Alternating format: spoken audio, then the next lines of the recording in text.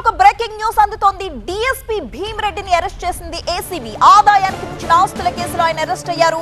ఇటీవల భీమిరెడ్డి నివాసాల్లో ఏసీబీ సోదాలు చేసిన విషయం మనకు తెలిసింది. అయితే 300 కోట్ల రూపాయలకు పైగా ఏసీబీ ఆయన దగ్గర ఆస్తులు గుర్తించినట్లు తెలుస్తోంది.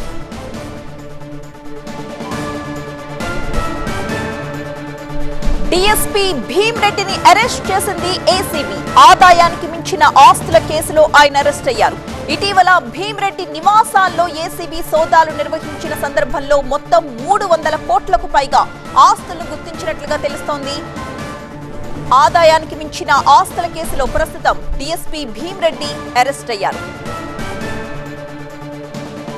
మా ప్రతినిధి రంజిత్ ఫోన్ లైన్ లో సిద్ధంగా ఉన్నారు. రంజిత్, డీఎస్పీ భీమిరెడ్డి దగ్గర మొత్తం 300 కోట్ల రూపాయల ఆస్తులను గుర్తించినట్లుగా చెప్తూ ఉన్నారు. దీనికి సంబంధించిన పూర్తి డీటెయిల్స్ ఏమైనా తెలుస్తున్నాయా? ఏసీబీ అధికారులు కొద్దిసేపటి క్రితమే డీఎస్పీ భీమిరెడ్డిని అరెస్ట్ చేసినట్టు అధికారికంగా ప్రకటించారు.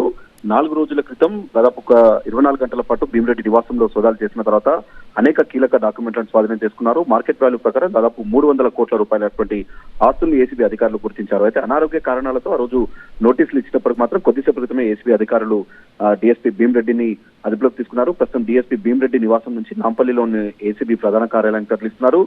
మరి కాసేపట్లోనే డీఎస్పీ భీమిరెడ్డిని ఉస్మానియా హాస్పిటల్ తరలించి అక్కడ వైద్య పరీక్షలు నిర్వహించిన తర్వాత ఈ రోజు రాత్రి మెజిస్ట్రేట్ ముందు హాజరుపరచనున్నారు. డీఎస్పీ భీమిరెడ్డికి సంబంధించి దాదాపు 20 చోట్ల ఏసీబీ అధికారులు ఏకకాలంలో సోదాలు నిర్వహిస్తే అనేక కీలక డాక్యుమెంట్లను స్వాధీనం చేసుకున్నారు. ఇటు హైదరాబాద్ లో కావచ్చు, ఆ తర్వాత సంగారెడ్డి, రంగారెడ్డి, ఆ తర్వాత మహబూబ్ నగర్ తో పాటు కర్ణాటకలో అనేక చోట్ల వ్యవసాయ స్థలాలతో పాటు కొన్ని అపార్ట్మెంట్ ఫ్లాట్స్, ఆ తర్వాత కొన్ని విల్లాల్ని కూడా ఏసీబీ అధికారులు గుర్తించారు. దీంతో పాటు ఇంట్లో ఆయనకు సంబంధించిన సోదాలు నిర్వహించేటువంటి క్రమంలో భీమిరెడ్డికి సంబంధించిన బినామీ ప్రాపర్టీని పెద్ద ఎత్తున గుర్తించారు. ఆయన డైరీలో రాసుకున్నటువంటి విధంగా కావచ్చు, ఆ తర్వాత ఆయన ఫోన్ నుండి వాట్సాప్ ద్వారా కుమారులకు వెళ్ళినటువంటి మెసేజ్ల ఆధారంగా కూడా డీఎస్పీ భీమిరెడ్డికి సంబంధించిన ఆస్తుల కేసులో అనేక విషయాలు వెలుగులోకి వచ్చాయి. హైదరాబాద్ తో పాటు ఇంకా ఇతర జిల్లాల్లో కొనుగోలు చేసినటువంటి అన్ని ఆస్తులు కావచ్చు, బినామీ పేర్లతో ఉన్నటువంటి అన్ని ఆస్తులకు సంబంధించిన విషయాలన్నింటినీ కూడా డైరీలో మెన్షన్ చేయడం కావచ్చు, ఆ తర్వాత అదే విషయాల్ని వాళ్ళకు సంబంధించిన కొడుకుల వాట్సాప్ కి పంపడం ద్వారా కూడా ఈ మొత్తం వ్యవహారం అంతా కూడా అనేక కీలక విషయాలు కూడా ఏసీబీ అధికారుల దర్యాప్తులో వెలుగులోకి వచ్చాయి. అయితే గతంలోనే ఆయనకు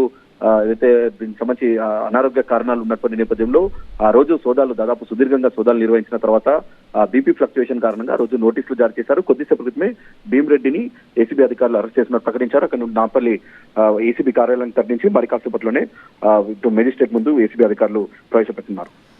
రైట్, థ్యాంక్ యూ రంజిత్.